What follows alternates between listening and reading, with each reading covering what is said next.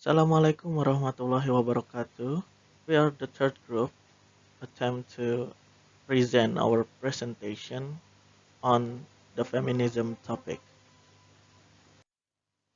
For the first is the theory.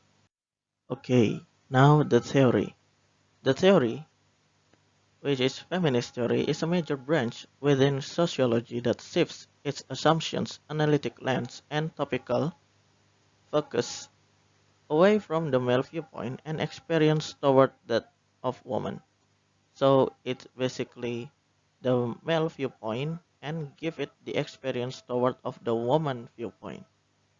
Then the key areas of focus within feminist theory include discrimination and exclusion on the basis of sex and gender, objectification, structural and economic inequality. Also, feminist theory explores both inequality in gender relations and the constitution of gender. And among the major feminist theories are liberal feminism, radical feminism, postmodern feminism, Marxist feminism, postcolonial feminism, anarchist feminism, and sociology feminism, which later will a little bit discuss it. Okay, next, the founder of the feminism theory, Mary Wollstonecraft. Mary Wollstonecraft was a renowned women's rights activist who authored A Vindication of the Rights of Women, a classic of rationalist feminism that is considered the earliest and most important treatise advocating equality for women. This is often seen as the foundation of modern women's rights movements in the Western world. Wollstonecraft, in A Vindication of the Rights of Women, agreed that the faculties of reason and rationality are present in all human beings, and that women must be allowed to contribute equally to society. In his dedicatory letter, Wollstonecraft states, "My main argument is built on the simple principle that if she be not prepared by education to become the companion of man, she will stop the progress of knowledge and virtue. In order to contribute at the same level as men, Wollstonecraft states, women must be educated equally to men. If women were not afforded this opportunity, social and intellectual progress will come to a halt." And next, the main concept of feminism. Feminism is a concept of thought that demands equal rights and justice for women and men. This concept is one form of the emancipation of women around the world. The main cause of the emergence of feminism is the one-sided view of women, accompanied by various bad assumptions attached to it and a negative image in society. According to Hannam, the three defining characteristics of feminism are: first, a recognition of an imbalance of power between the two genders, with women in subordinate role to men. Second, a belief that women's conditions is socially constructed and therefore can be changed. Third, an emphasis on female autonomy. Branch of feminism. The first branch of feminism is liberal feminism. This type of feminism is the opening of the first wave of feminism, which is the beginning and forerunner of the birth of subsequent feminist schools. Some feminists who have become icons of liberal feminism include Mary Wollstonecraft, John Stuart Mill, and Harriet Taylor Mill, Betty Friedan, and Jane. This kind of feminism is divided into classical liberal feminism and egalitarian liberal feminism. Classical liberal feminism emphasizes the freedom of women, civil rights, and human rights such as the right to vote, the right to own land, freedom of expression, religion, and association. Through the struggle of the classical liberal feminism, women as citizens can finally vote and be elected in government. Meanwhile, liberal egalitarian feminism focuses on fair and equal opportunities for women such as access to funds and resources. Feminists in this school are challenging state policies so that economic inequality can be minimized and women's civil liberties are protected. This kind of liberal feminism requires the state to intervene in the economy by providing legal service, education loan in cities and villages, food stamps, simple housing, health benefits, as well as allowance and social assistance to the poor and the lower class so that they can access the same thing through the struggle of the liberal egalitarian feminist. Women can go to school and work. Okay, the next branch of feminism is radical feminism. Radical basically means very basic or principle thing or so radical feminism focus on basic things to explore inequality in treatment of women. This branch of feminism is divided into libertarian radical and cultural radical. Both aim for equality and the interests of women, but in different ways, understanding, focusing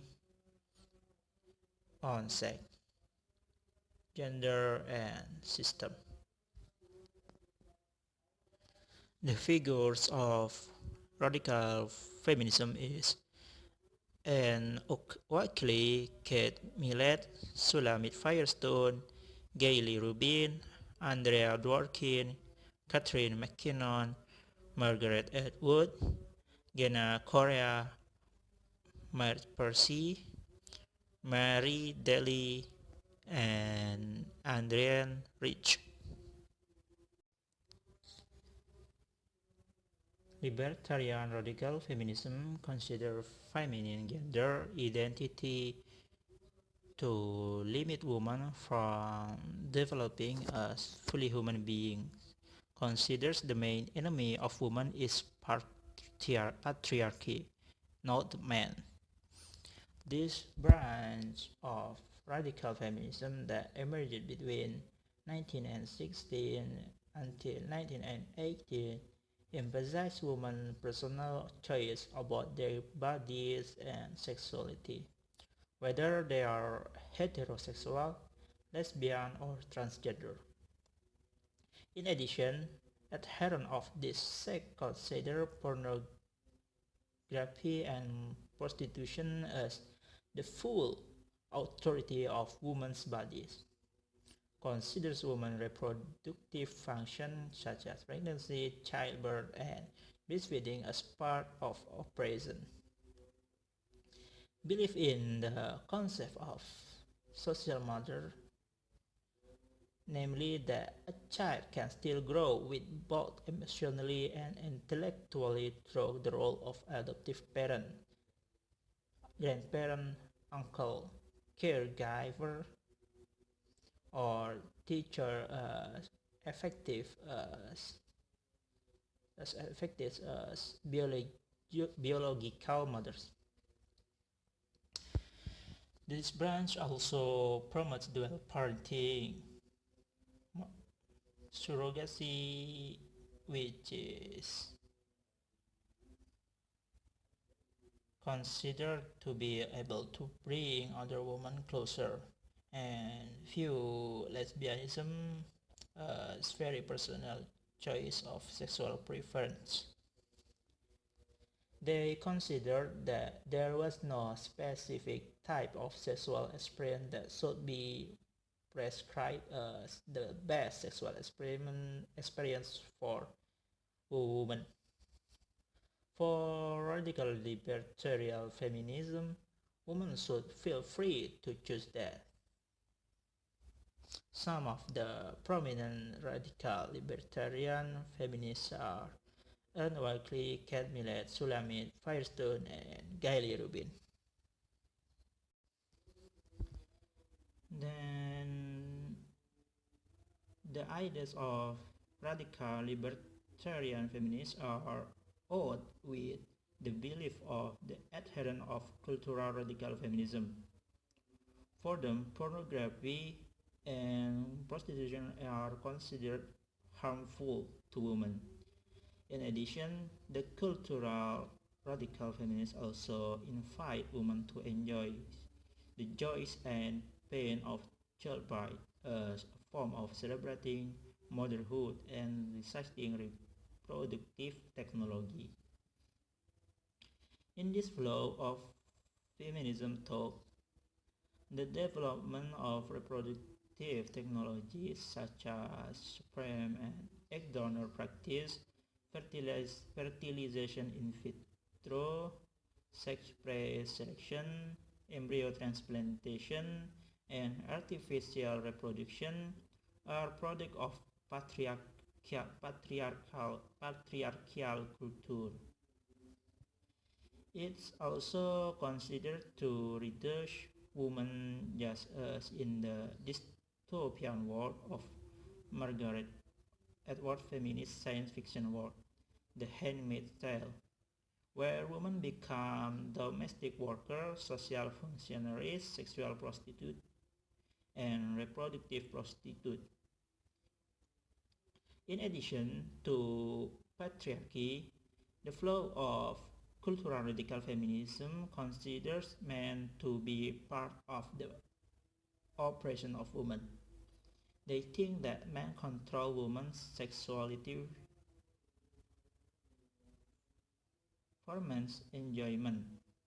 So they want exclusive female sexuality through celibacy, autoeroticism, and lesbianism to free themselves from the restriction built by heterosexuality.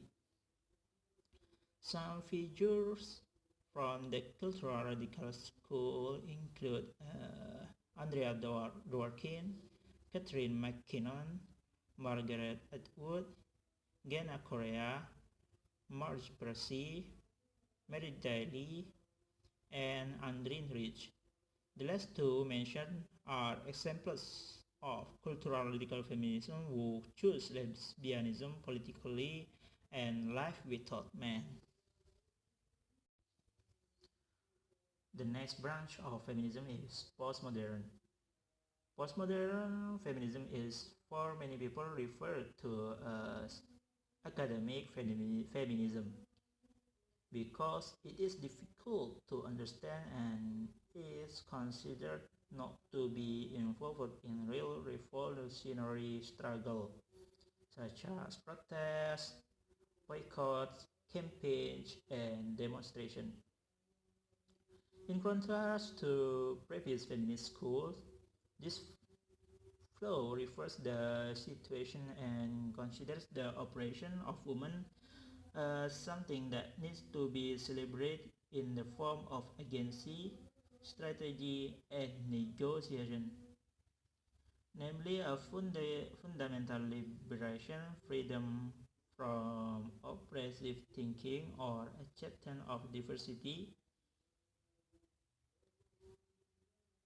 This flow attaches femininity to women such as gender contraction in society, celebrating women's otherness through being, thinking, speaking, openness, diversity, and difference. This school invites women to explore and promote feminine writing because it considers language as one of the sort of oppression against women. For example, the use of feminine and masculine in certain language, which is result in interpretation of basic thing getting masculine exclusive labels in the scripture or in specific language such as history, policeman, humankind, and so on. The figure of postmodern feminism is Helena Sixos, Luce Irigaray, and Julia Krisdeva. Assalamualaikum warahmatullahi wabarakatuh. The next of material of branch of feminism will be presented by me, Kamila Rosajulananda, and the next chapter is about Marxist feminism. The figure is Karl Heinrich Marx.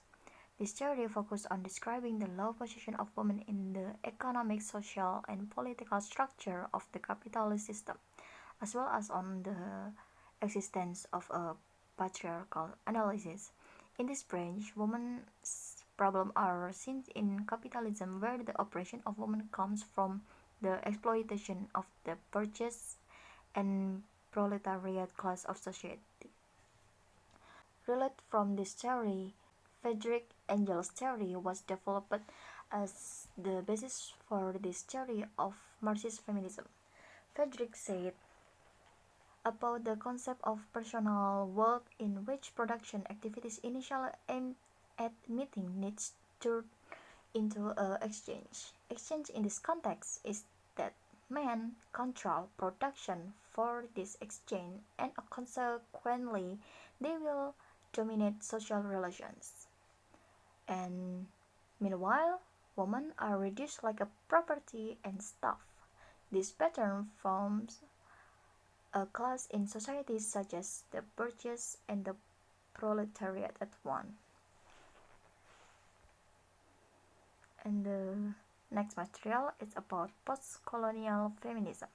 The figures are Anna McClintock, Gayatri Spivak, and Sandoval. This feminist view is based on the experience of oppression of women living in the third world or in ex-colonial countries. The oppression of women is currently considered the most severe because, in addition to gender-based oppressions, it also includes nation, ethnicity, race, and religion.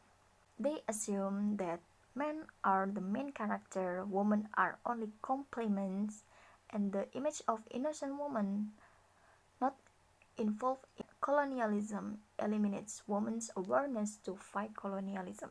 And the representations of the Eastern world is dominated by Western thought and fantasies. Oriental women are represented based on Western male sexual fantasies and are stereotyped with negative image. Western women are described as pure and good ladies. The context of the hierarchical power system allows British men to express their sexual fantasies, in which Oriental women are the object. The impact of this fear of racial degeneration in the descendant of the colonial nation from international marriage or sexual contact, because it can weaken the image of the colonialist itself. The post-colonial feminism movement fought for the independence of women's rights, such as physical, knowledge, values, perspectives, and people's mentality. The next is anarchist feminism. The figure is Emma Goodman, and anarchist feminism is a political understanding that considers the state and man as the source of problems that must be destroyed. Goldman initiates a revolution against people's rights such as education and freedom of speech. Goldman devised double standards in relationship between men and women. She called it hypocrisies puritanism, which demean women and oppress them with culture. She insults the current system, which treats women as sex objects, producers of children, and cheap labor. Prostitution is the easiest example of the exploitation of women. Goodman initiated a new society where individuals can read, write, and say what they want, and have equal opportunities regardless of gender to realize their full potential. She wanted women to have complete control over their bodies and have the opportunity to practice birth control. She hoped that women and men would become individuals.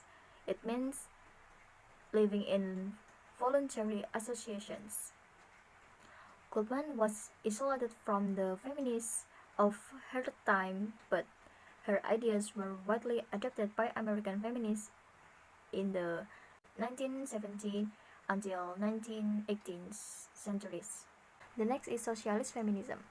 The figure is Charlotte Perkins Gilman. Socialist feminists focus on the relationship between patriarchy and capitalism. Socialist feminism is a two-pronged theory that extends Marxist feminism arguments over the role of capitalism in the oppression of women and radical feminist theories over gender and patriarchal roles. Socialist feminists argue that liberation can only be achieved by ending the economic and cultural resources of the oppressions of women. The study wants to say that patriarchy has appeared before capitalism and will still not change if capitalism collapses. Socialist feminism uses class and gender analysis to understand women's operations. This theory agrees with Marxist feminism that capitalism is the source of women's operations. However, the socialist feminist study also agrees with radical feminism, which considers patriarchy as the source of oppressions. Capitalism and patriarchy are two mutually reinforcing forces. As exemplified by Nancy Fraser, in the United States, the nuclear family is headed by a male and the official economy is headed by the state because the roles of citizens and workers are masculine roles, while the roles as consumers and caregivers are feminine roles. The agenda of the struggle to combat it is to abolish capitalism and patriarchal system. The next is premises. First, women are oppressed by patriarchy economically, politically, socially, and physiologically. Patriarchal ideology is the primary means by which they are kept so. It means power relation that subordinates women and places men in a more primary and superior positions. And the second is in every domain where patriarchy reigns, woman is others. Others in this context that mean she is objectified and marginalized, defined only by her differences from male norms and values defined by what she lacks and that men have. The third, all of Western civilizations is deeply rooted in patriarchal ideology. For example, in the numerous patriarchal women and female monsters of Greek and Roman literature and mythology, the patriarchal interpretation of the biblical Eve as the origin of sin and death in the world, the representations of woman as a non-rational creature by traditional Western philosophy, even the development of the Western canon of Greek literature, including traditional fairy tales, is the product of the patriarchal ideology. Okay, the next premise is all feminist activity such as liberal feminism, radical feminism, Marxist feminism, socialist feminism, post-colonialist feminism, and etc., including feminist theory and literary criticism, has as its ultimate goal to change the world by promoting women's equality. That's why all of feminist movement focuses on women's equality for their struggle.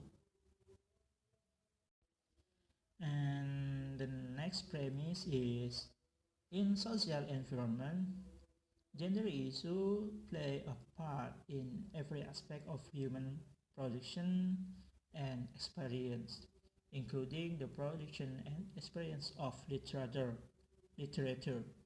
Whether we are consciously aware of this issue or not, all feminist movement wants to raise awareness of gender issue that often occurs in the in our environment, whether they realize it or not.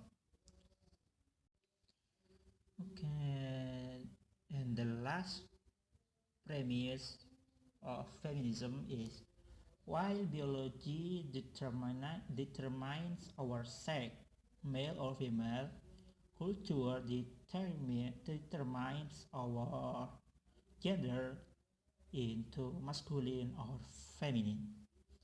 That is, for those English-speaking feminists, the word gender refers not to our anatomy but to our behavior. Socially programmed man and woman. I behave like a woman, for example, submissively, not because it's natural for me to do so, but because I was taught to do so. In fact, all the traits associated with masculine and feminine behavior are learned, not inborn. In some countries, women are often associated with housework and child rearing. Well, this is what is called gender. This arises because of the social construction that attach women to such activities, although in fact it is possible for a woman to become a scientist or an engineer in her daily life. The next part is example of literary research. Talking about feminist literary criticism, here I want to give an example of literary research in feminism. Firstly, the example of Make the Title, that is the woman resistance of gender discrimination in the novel I Am Changed by Susie Zale, Analysis of Feminism. From the title, we have important thing in the title, that is material object and formal object. In material object, I use the novel I Am Changed by Susie Zale. Then the formal object is analysis of feminism, the woman resistance of gender discrimination. In this part, we will like to explain about point of discussion. Based on the example of the research title to be discussed, namely the resistance of women discrimination in the novel I Am Changed by Susie Zale, Analysis of Feminism, the point of discussion was mainly focused on explaining the problem of the study related to the plot of the novel itself. Regarding the feminist factors contained in the plot of the story, how the characters are depicted in the story and their relationship to the aspect of themes of feminism. Also, about the struggles experienced by the character, how the character fight for their rights as a woman and gender equality is at stake. About how the female character in the literary work is treated differently just because she is a woman. The character in the literary work is having a hard time trying to accept the difference in rights even though she doesn't expect it to be. But the circumstances of the literary work's background are what force the female character to be and act like that. Furthermore, the character lives in a society which doesn't value education or independence for women. They are taught that their minds don't matter and that their bodies and labor are in service to men. Then the cultural and social pressures already preventing the character acting out of her own agency are exacerbated by poverty. The myriad choices we, in our comfortable lives in modern Western democracies, take for granted, such as our right to finish school, choose our own partners, and our right to sexual autonomy, simply do not exist for these Ugandan girls.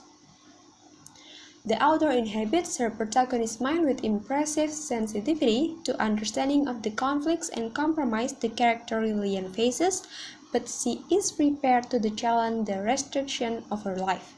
She finds her voice. Ultimately, the story is full of hope. Things are changing and young women are fighting for their rights to an education, among other things.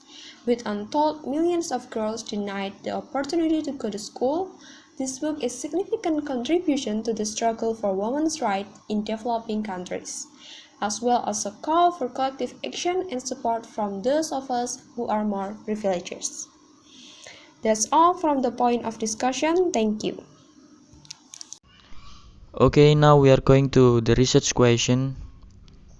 Based on the title and the background of the study that has been described by the previous presenters, it's decided into two research questions, which are: first, How does Lillian experience gender discrimination in I Am Changed by Suzy Zale? And the second, how is Lillian's resistance of gender discrimination in I Am Changed by Suzy Zale? So, based on the research question, the research will focus on searching data which show how gender discrimination happens to Lillian and how Lillian's resistance toward it.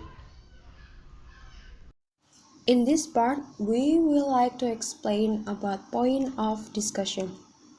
Based on the example of the research title to be discussed, namely the resistance of women discrimination in the novel I Am Changed by Suzy Zale, Analysis of Feminism, the point of discussion was mainly focused on explaining the problem of the study related to the plot of the novel itself. Regarding the feminist factors contained in the plot of the story, how the characters are depicted in the story and their relationship to the aspect of themes of feminism. Also, about the struggles experienced by the character, how the character fight for their rights as a woman and gender equality is at stake. About how the female character in the literary work is treated differently just because she is a woman. The character in the literary work is having a hard time trying to accept the difference in rights even though she doesn't expect it to be. But the circumstances of the literary work's background are what force the female character to be and act like that. Furthermore, the character lives in a society which doesn't value education or independence for women. They are taught that their minds don't matter and that their bodies and labor are in service to men. Then the cultural and social pressures already preventing the character acting out of her own agency are exacerbated by poverty. The myriad choices we, in our comfortable lives in modern Western democracies, take for granted, such as our right to finish school, choose our own partners, and our right to sexual autonomy, simply do not exist for these Ugandan girls. The author inhabits her protagonist's mind with impressive sensitivity to understanding of the conflicts and compromise the character Lillian faces, but she is prepared to challenge the restriction of her life. She finds her voice. Ultimately, the story is full of hope.